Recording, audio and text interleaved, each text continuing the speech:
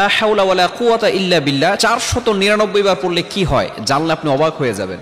আমরা অনেক সময় কঠিন বিপদে পড়ে যাই, অনেক সময় হতাশ হয়ে যাই।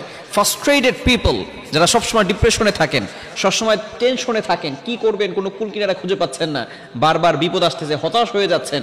ভালো করে মনে রাখবেন, আল্লাহ তাআলার কাছে যদি আপনি সঠিকভাবে চাইতে পারেন, অবভিয়াসলি আল্লাহ তাআলা আপনাকে দিবেন। আমরা আল্লাহর কাছে চাওয়ার মতো চাইতে পারি না। লা হাওলা ওয়ালা কুওয়াতা ইল্লা বিল্লাহ খুবই চমৎকার একটি বাক্য। যদি কোনো ব্যক্তি অভাবে থাকেন এবং এই দোয়া পড়ে যদি আল্লাহ তাআলার কাছে দোয়া করে, আল্লাহ পাক রব্বুল আলামিন তার অভাব দূর করে দিবেন। কোনো ব্যক্তি যদি বিপদে থাকেন, আল্লাহ পাক রব্বুল আলামিন বিপদ থেকে হেফাজত করবেন। এই আমলটি কিভাবে করবেন আমি বলে দিলে আপনারা সুন্দর করে যদি আমলটা করতে পারেন, অবশ্যই কয়েকদিনের ভিতরে ভালো ফলাফল পাবেন। বিশেষ করে এখন ইয়াং পিপল যারা আছে, অনেকটা দিনের পথে চলে এসেছে, এখন তারা মাজারে গিয়ে চায় না, আল্লাহর কাছে চায়, ঠিক কিনা? এখন তারা দূরে গিয়ে চায় না, আল্লাহর কাছে চায়। বিশেষ করে মা বোনেরা যারা আছে, তারাও এখন সঠিকভাবে কিভাবে কোরআনে আমল করলে ফায়দা হবে, কোন পথে চললে সঠিকভাবে আল্লাহর কাছ থেকে পাবে, এখন অনেক মা বোনেরাও দিনের পথে চলে এসেছে। আমরা সঠিকভাবে এই আমলটি করার চেষ্টা করব। কিভাবে করবেন? লা হাওলা ওয়ালা কুওয়াতা ইল্লা বিল্লাহ এতটুকু 499 বার পড়বেন।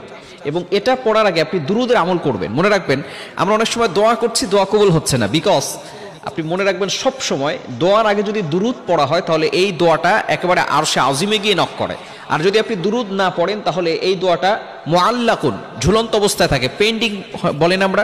অনেক সময় দেখবেন আপনি মেসেঞ্জারে অথবা অন্য কোথাও আপনি মেসেজ পাঠিয়েছেন, যদি আপনার ফোনে অ্যামাউন্ট না থাকে, তাহলে সেটা পেন্ডিং অবস্থায় থাকে, সেটা যায় না। ঠিক তদ্রুপভাবে আপনি যদি দুরুদ না পড়েন আর আল্লাহর কাছে দোয়া করেন, এই দোয়াটা কিন্তু আরশে আজিম পর্যন্ত পৌঁছাবে না, এটা মুআল্লাকুন, আসমানে গিয়ে ঝুলন্ত অবস্থায় থাকবে। দুরুদ পড়বেন, সাথে সাথে আল্লাহ পাক রব্বুল আলামিন সেই দোয়াটা অ্যাকসেপ্ট করে নেবেন, কবুল করে নেবেন। এজন্য যেই আমলই করেন না কেন, শুরুতে আপনি দুরুদ পড়বেন।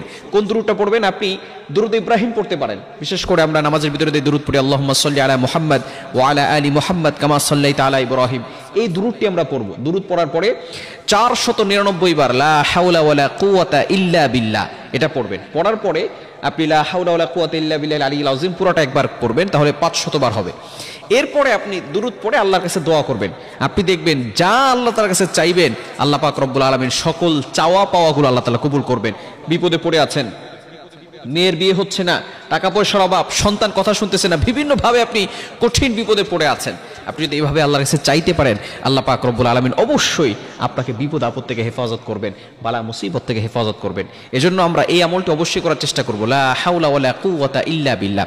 শুধু যে আপনি পরে এটা 499 বার পড়বেন বিষয়টা এমন নয়, আপনি এটা যে কোনো সময় পড়তে পারেন। বিশেষ করে এই আমলটি 499 বার পড়ার জন্য আপনি এশারা নামাজের পরে পড়বেন। এছাড়া আপনি ফজরের নামাজের পরে 100 বার পড়তে পারেন, লা হাওলা ওয়ালা কুওয়াতা ইল্লা বিল্লাহিল আলিয়্যিল আযীম, অথবা মাগরিবের নামাজের পরে 100 বার পড়বেন।